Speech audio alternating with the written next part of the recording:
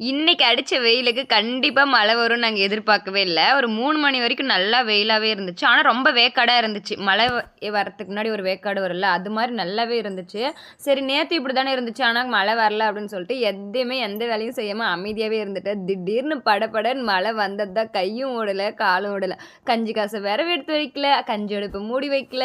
அதுக்கப்புறம் பார்த்தீங்கன்னா, பில்லு போட மூடல. இது என்னடா வம்பா போச்சுன்னு சொல்லிட்டு கம்முனு வீட்டுக்குள்ளார ஓடிட்டேன். ஏன்னு பார்த்தீங்கன்னா, காத்து மின்னல் இடி அந்த அளவுக்கு பார்த்தீங்கன்னா சவுண்டு மரமே சாயிற அளவுக்கு வந்து இடி இடிஞ்சிச்சு, காத்தடிச்சிச்சு.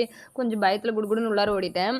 கொஞ்ச நேரம் கழிச்சு மழை நின்னுச்சா, வெளியே வந்து பார்த்தா ஃபுல்லா வந்துட்டு தண்ணி ஃபுல்லா அடுப்புக்குள்ளார போயிட்டு, அப்புறமா மாடு கட்டுற இடம் ஃபுல்லா தண்ணி ஆயிடுச்சு.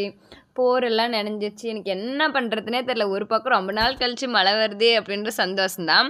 ஒரு பக்கம் மாடு கட்டுறதுக்குலாம் கொஞ்சம் கச்ச கச்சன்னு ஆயிரும்னு சொல்லிட்டு கொஞ்சம் வருத்தம் தான். அதுக்கப்புறம் போய்ட்டு ஒரு 5 மணிக்கெலாம் பால் கறந்துட்டு விட்டேன். ஏன்னா கரண்ட் அடிக்கடி காப்பாவும் சீக்கிரம் ஊற்றிடலான்ட்டு.